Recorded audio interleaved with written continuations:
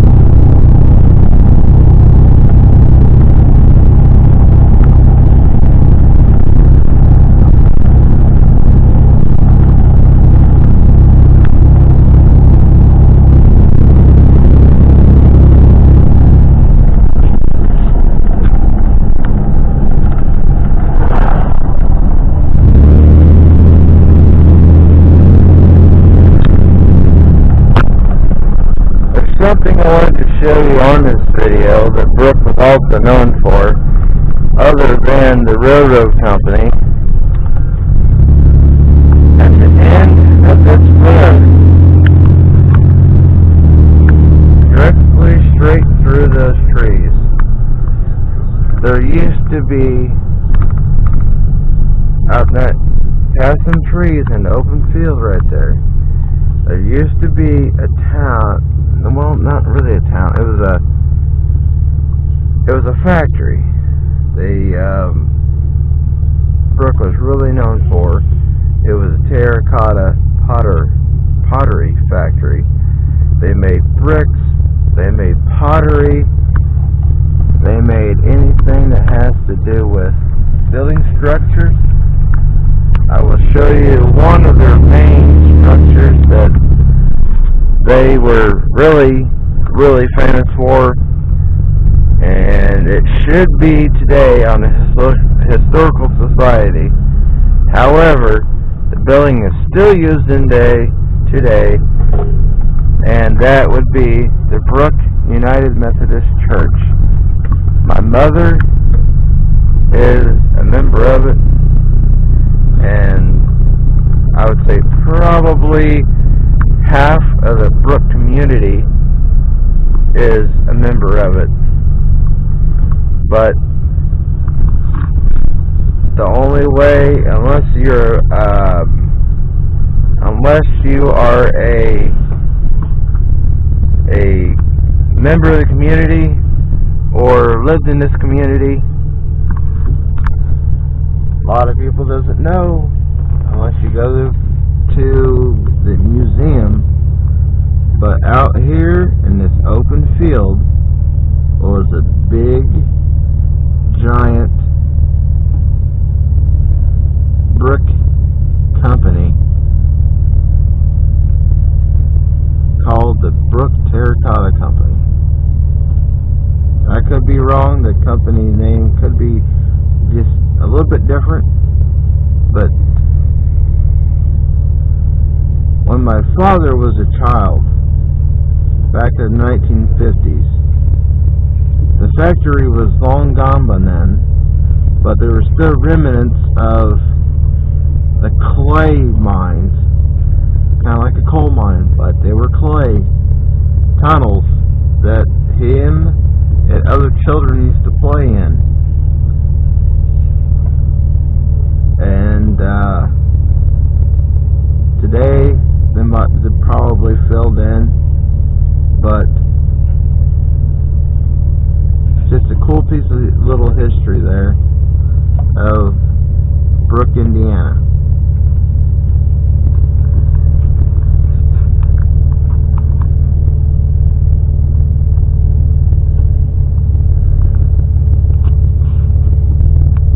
Thank you for watching. Please subscribe to my channel and hit the like button and click on that little bell at the bottom of the screen for further endeavors. Who's texting me? This one is another page of the history books. Goodbye, farewell.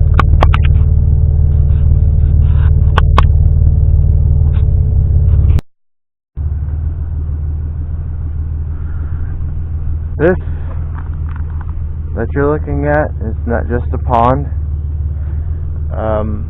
This is a body of water. No, I'm kidding. This is a man-made pond. When Brook, Indiana was a really booming town. Of course, back in the early 1900s, nobody really had a refrigerator that was controlled by a coolant. So the lake here would freeze in wintertime, and when it did, the Brook Ice Company came out here. We're just right on the edge of town. Came out here and they would cut the ice and take it back into town on horseback wagons, and probably at that time early like the 1920s Model T trucks and whatnot and wagons. They would haul ice back in town, stored it into a structural barn, and they would sell it to all the houses and businesses, kind of like the milkman. And over time and years, refrigerators came out that were electric and ran on the coolant machines. So the hunting club purchased the land, and for years they would have festivals out here. They would also have a membership you had to join to even try to fish out here. But years have changed. The old original log cabin was torn down. It was dismantled. Every Sunday they used to have a members breakfast dinner, and then that kind of got into the public, and it was the community would come out here for breakfast. They still do that, not so much the members anymore. The cabin you can rent out. They of course built a new cabin in place of the other cabin. The other cabin was more of a one-room cabin, which more or less consisted of a couple chairs and a kitchen. The cabin now, it's more of a dining hall. They have the local firemen and other community services. They have dinners out here. weddings, parties, whatnot, so forth. So I grew up out here. This was part of my youth of learning how to fish by my father, other than the Iroquois River. And so I just wanted to share some of the memories of my past childhood, and just, kind of share what I grew up around. And I was not born in this town. It's a small community. I was only raised from about 89 to, I would say, till I got married, and I lived around this area. But no, I still come back, see my parents in Forsman, which was also, it's really a small community. Maybe now there's probably 10 houses that are livable. Brook is a community itself. I think the population is under or right around 2,000, give or take. But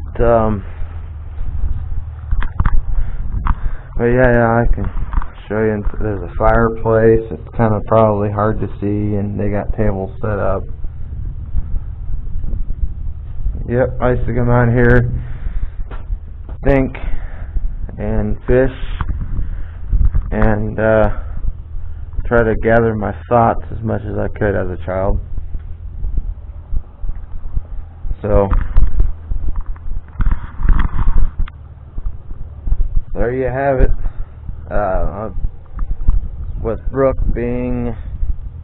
Indiana being dismantled. Not really dismantled, but it's falling apart. There used to be a train that ran through Brook. Brook was really a booming town back in the day. Now it's just a smaller community than it used to be. A lot of buildings are falling down.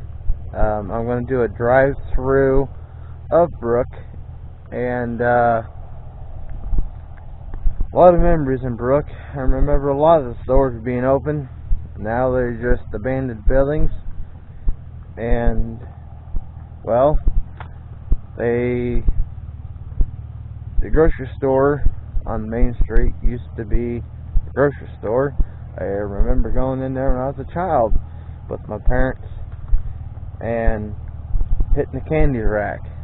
So now it's a bar and dining area.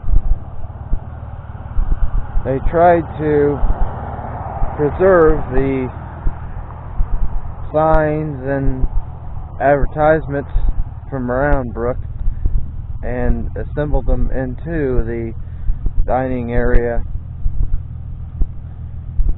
So now it's more of a flashback when you go inside. On the floors you can see where the meat stand used to be, all the vegetable stands used to set, the registers used to set. So there you have it.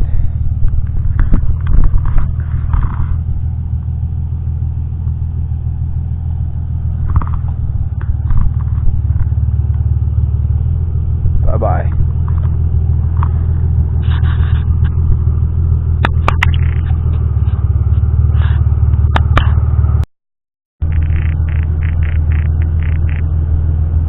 Brook, Indiana. Well, formerly known as the Brook Elementary School / Brook High School.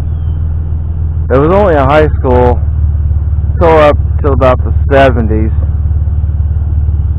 But then it went to the Brook Elementary School from kindergarten kindergarten through 6th grade. But I'm not showing you that right now. What you're looking at is the playground that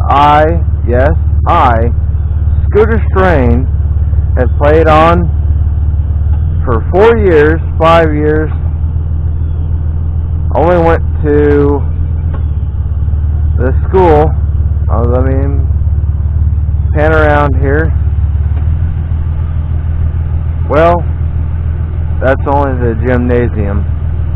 The school was torn down, I'd say back in 2001, 2,002-ish. But the school was right in here. Big open area. It was a 3-story school with a full-size basement. It was a sight to see back in the day. They had a fire escape that ran down the side of it, and I got to slide down that a couple of times. But the playground has changed. The jungle gym here is the same.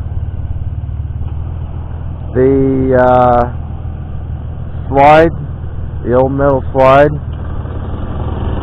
was torn down. The equipment that was in this playground was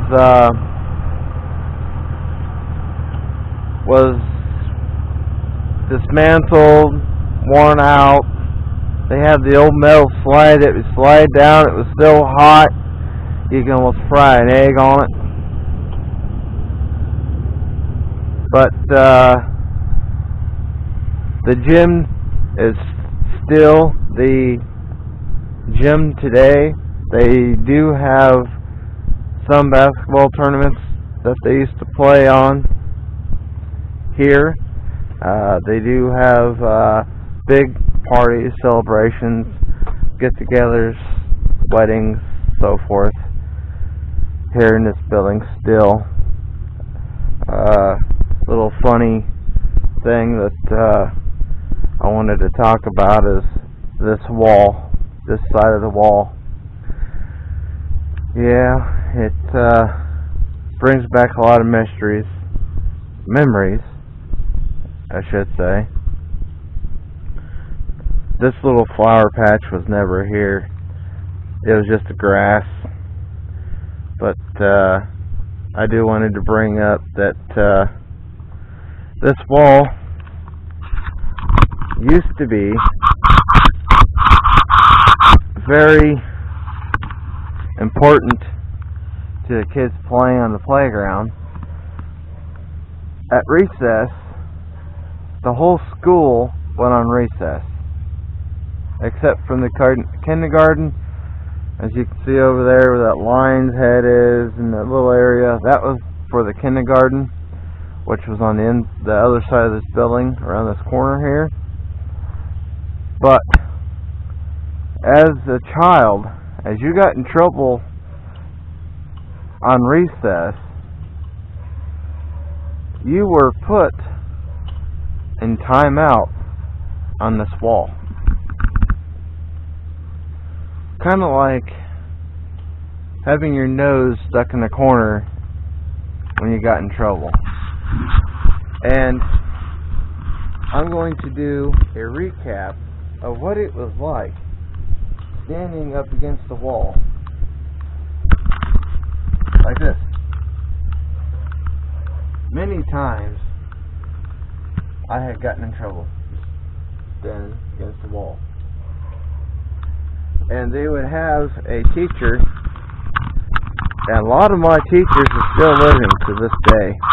And I can name some of them, but I won't, because of the fact that I'm trying to keep this more of a not really copyrighted, but trying to keep names names kind of secret, you know, for the teachers. But my kindergarten teacher, to this day, she's still living. She is a principal.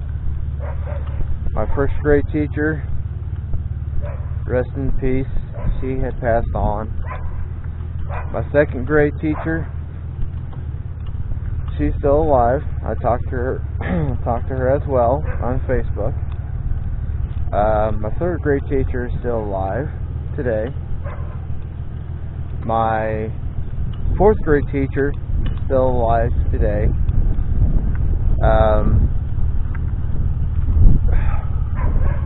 My fifth grade teacher, I had many of, because when they tore down this, shortly after before they tore the school down, it had sat vacant for many years, and they took all the schools from these small community towns. They built one giant elementary school, combined all of us together, and so my teachers that I had here were at the other school, and I tell you, when you're a fourth grader going into fifth grade, all new children that you've never seen in your life, a lot of friends were made, and I'm telling you, it's really scary, but that's what happens in small community towns like this.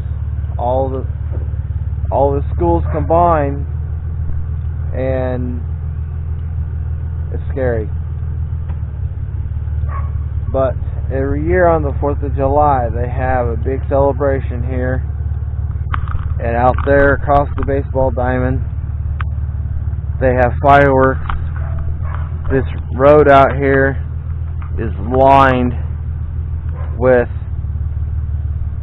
vendors, games, kids, parents. On this corner where the stop sign is, they used to have, or sometimes I think they still do, they have a trailer, flatbed trailer that they stretch across the road, and they use as a makeshift stage. A lot of memories in this town. This is where I grew up, where I went to school, and if there's anything else you'd like to see of me, my history, please comment. So, my life, part 2. Brook Elementary. Playground and what's left of the gymnasium.